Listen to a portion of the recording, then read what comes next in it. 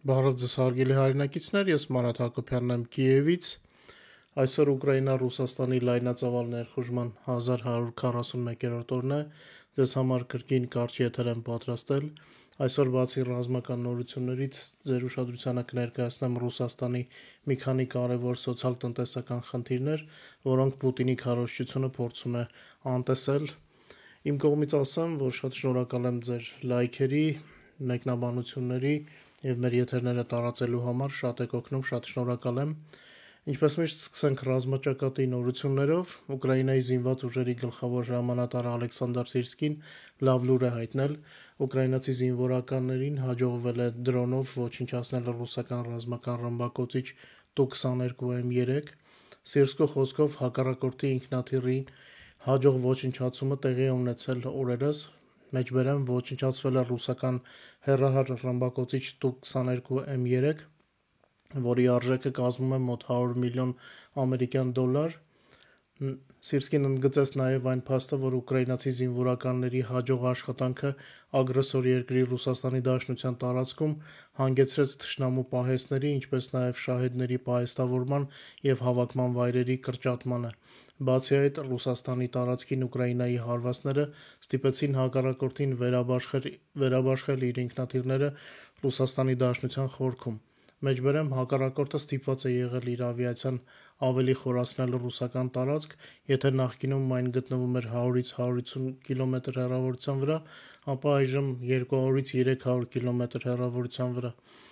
Ապրիլի 7-ին ուկրաինական ավիացիան գրոհել է ռուսական բանակի 81-րդ հրետանային գնդի հրամանատարական կետը Խերսոնի մարզի օկուպացված հատվածում։ Բետոնե բունկերում եղել են մինչև 30 բարձրաստիճան օկուպանտներ, զոհերի քանակը ճշտվում է։ Չնայած Սումի եւ Խարկովի մարզերում նոր հարձակում սկսելու Ռուսաստանի անհաջող փորձերին, պատերազմը դիրքային մարտերի փուլից անցնում է ռուսական տարածքում թիրախների ակտիվ ոչնչացման փուլ, ուկրաինական դրոնների եւ երկիր-երկիր հրթիռների աշխատանքին ակտիվ միացել է ուկրաինական ավիացիան, եւ մենք տեսնում ենք օրեկան հրամանատարական կետերի, պահեստների եւ նյութատեխնիկական ապահովման ոչնչացման փաստեր։ Հավանաբար հիշում եք, երեկ ես նշեցի ուկրաինական ավիացիայի դերի աճը։ Ընդհանուր առմամբ ասեմ, որ վերջին 24 ժամվա ընթացքում գրանցվել է 161 ռազմական բախում, ոչնչացվել է 1270 ռուս զավթիչ եւ ավելի քան 300 միավոր ռուսական զինտեխնիկա։ Ընդհանուր առմամբ լայնածավալ պատերազմի սկզբից Ռուսաստանի կորուստները արդեն կազմել են 927.580 զավթիչ։ Հիշեցնեմ, որ ամենատպավորիչ կադրերը, որոնք չենք կարող ցուցադրել YouTube-ում, կարող եք տեսնել մեր Telegram-յան ալիքում։ Ինչպես գիտեք, ռուսական օկուպացիոն բանակում Ուկրաինայի դեմ կռվում են նաև բելարուսներ տարբեր ազգերի շարքում։ Ուկրաինայի զինված ուժերը գերեվարել են մի քանի Լուկաշենկոյի մերձավոր, այսպես ասած, արժեքավոր նմուշներ։ Այս մասին հայտնել է Գերագույն Ռադայի падգամավոր Ալեքսեյ Գոնչարենկոն։ Մեջբերեմ Լուկաշենկոյի եւ նրա համակարգի մտերիմ մարդիկ կան։ Նրանք արդեն սկսել են ցուցմունք տալ, թե ինչ է կատարվում Բելարուսում, ասել է Գոնչարենկոն։ Պատգամավորի խոսքով գերեվարված Բելարուս օկուպանտները չկան մարդկանց փոխանակման ռուսական ցուցակներում։ Ապրիլի 8-ին ռազմաճակատում լիկվիդացվել է մեկ այլ ռուս օկուպանտ Ռուսլան Օմարիլնովը, ով մասնակցել է 22 թվականի փետրվար-մարտին Բուչայում տեղի ունեցած վայրագություններին։ Պսկովցի 25-ամյա պատերազմական հանցագործը ծառայում էր օդադեսանտային ուժերում, այս մասին հայտնել է Բուչայի քաղաքային խորհուրդը, փաստացի քաղաքային խորհուրդը հետևում է ոչրագործների տեղաշարժին։ Օմարալինովը մասնակցել է քաղաքացիական անձանց խոշտանգումների եւ սպանություններին ոչ միայն Բուչայում, այլև Կիևի մարզի Բարադյանկայում։ Իր հերթին ասեմ, որ ուկրաինական զորքերը մեծ վնաս են պատճառում Ռուսաստանի տարածքում։ Անօդաչու սարքերը երեք մեծ աղմուկ էին բարձրացրել Ռուսաստանի Դաշնության Ռոստովի, Սարատովի, Վոլգոգրադի, Պենզայի, Վորոնեժի մարզերում եւ օկուպացված Ղրիմում։ Ռուսական մի շարք օդանավակայաններ անօդաչու թռչող սարքերի հարձակման սպառնալիքի պատճառով իրականացրել են Կարպետ պլանը, պլան Կավիոր կոչեցյալը։ Ռուսական կողմը հայտնել էր, որ ուկրաինական դրոնները հարձակվել են նաև Մազդոկի ռազմական օդանավակայանի վրա։ Սակայն ուկրաինական կողմից դեռ մանրամասներ չունենք, այդ իսկ պատճառով այսքանով սահմանափակվեմ, դե գիտեք, որ ուկրաինական դրոնները խոցում են բացառապես ռազմական թիրախներ, բայց ինչքան վատ է աշխատում ռուսական հոպը եւ վտանգներ է ստեղծում Ռուսաստանի բնակիչների համար խաղաղ։ Ես միշտ կոչ եմ անում մեր հայրենակիցներին, ովքեր չեն աջակցում Ուկրաինայի դեմ Պուտինի ագրեսիային, հեռու մնալ ռուսական ռազմական օբյեկտներից, ռուսական բանակի հակաօդային պաշտպանության համակարգը ծայրահեղ վատ է աշխատում եւ դա կարող է հանգեցնել ողբերգությունների։ Ուկրաինայում առաջին անգամ իմջայլոց ցուցադրվել է շահեդների այսպես կոչված Warsaw-ը, սա նույնպես դրոն է, որը կարողանում է ռուսական շահերների կարգի դրոններ որսալ։ Նոր անօթաչուն ցույց է տրվել Կիևում բելգիական պատվիրակությանը, որ երեք Կիևում էին, ինչպես նաև պաշտպանական ընկերությունների ներկայացուցիչներին հնարավոր է, որ Բելգիան սկսի ֆինանսավորել դրանց մասսայական արտադրությունը։ Ըստ բրիտանական էկոնոմիստի Ուկրաինան ստեղծել է նաև հզոր էլեկտրոնային համակարգ Լիմա անունով, որը խաթարում է ռուսական կառավարվող ավիառումբերի արբանյակային նավիգացիան, նախկինում ահեղ զենքը վերածելով ոչ ճշգրիտ եւ հաճախ անպետք զինամթերքի։ Սա բեկում է, որը փաստացի վերացրել է ռազմաճակատում Ռուսաստանի հիմնական մարտավարական առավելություններից մեկը, գրում է էկոնոմիստը։ Հենց մեծ թվով այդ ռումբերն էին կառավարվող, որ անցած տարի օգնում էին ռուսական բանակին առաջ շարժվել։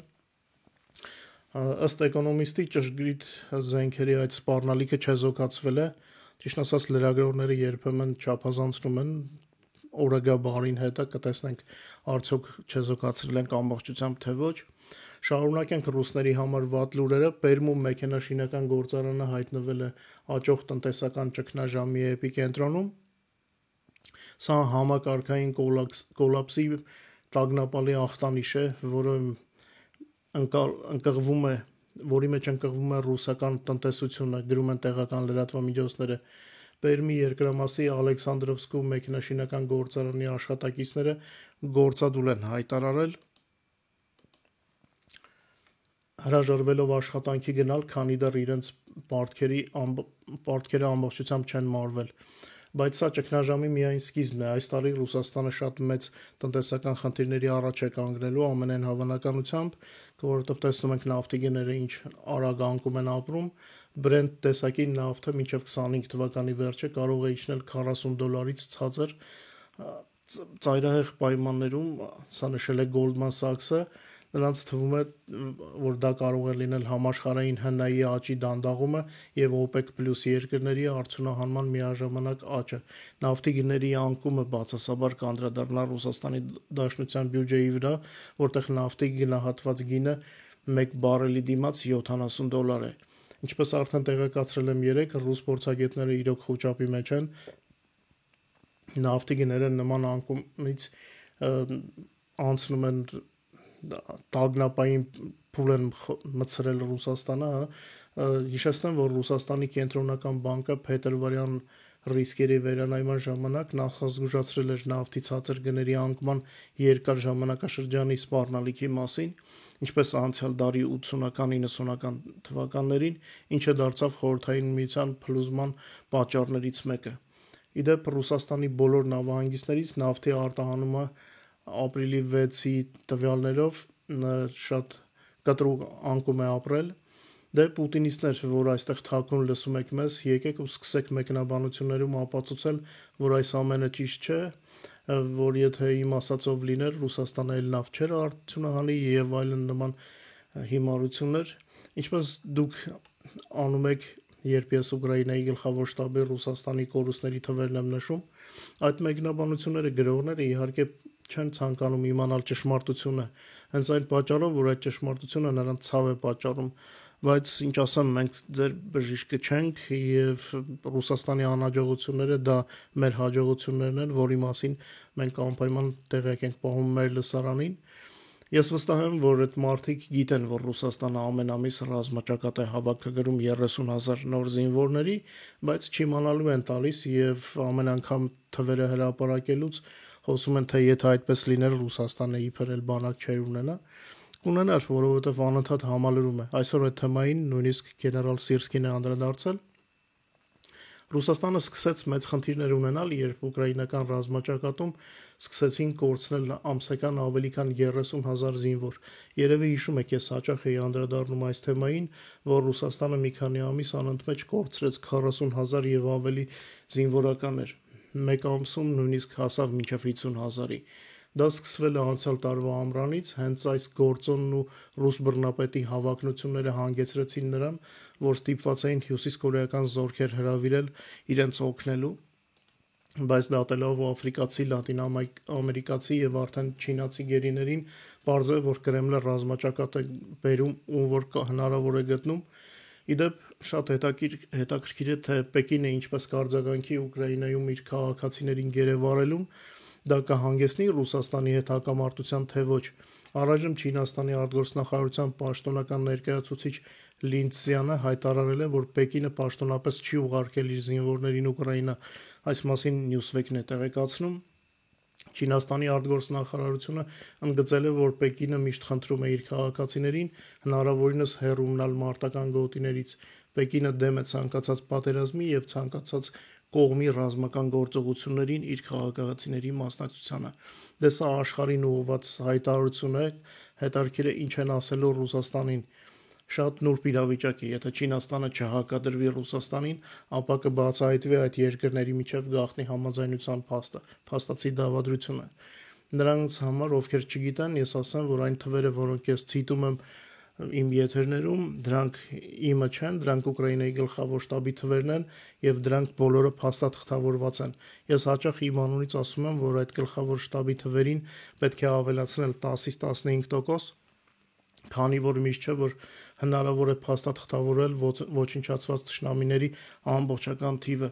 Իսկ գլխավոր շտաբը առաջնորդվում է իր հստակ հաշվարկման պարամետրերով, այնպես որ ունենք պաշտոնական թվեր, պաշտոնական փաստաթղթագրված թվեր եւ այդ թվերը մենք մեր լսարանին հայտնում ենք։ Լայնամասշտաբ պատերազմի սկզբից ի վեր Ռուսաստանը Ուկրաինայում իր ուժերը 5 անգամ ավելացրել է։ Ամեն ամիս այն մեծացնում է իր բանակը, այս մասին այսօր ասել է Ուկրաինայի զինված ուժերի գլխավոր հրամանատար Ալեքսանդր Սիրսկին։ Նրա տվյալներով հունվարի 1-ի դրությամբ Ուկրաինայի ռուսական խմբավորումը բաղկացած էր 603,000 մարդուց, իսկ ապրիլի սկզբի դրությամբ ռուսական բանակի թիվը արդեն 623,000 էր։ Պատկերացնում եք, թե ինչքան աշխատանք ունեն ուկրաինացի զինվորականները, այդ բոլորին պետք է տոպրակներով ետ ուղարկեն Ռուսաստան կամ չուղարկեն։ Ինչպես հայտնել է Ալեքսանդր Սիրսկին, պայմանագիր կնքելու համար ռուսները արդեն վճարում են 20-ից 40,000 դոլար, չհաշվարկած ֆինանսական աջակցության մնացած բոլոր վճարումները զինվորներին։ Իմ կողմից ավելացնեմ, որ ֆինանսական գործոնը նույնպես հաճախ դաժան կատակ է այդ ռուս վարձկանների համար, նրանց հրամանատարները խլում են նրանցից գումարները եւ այլն։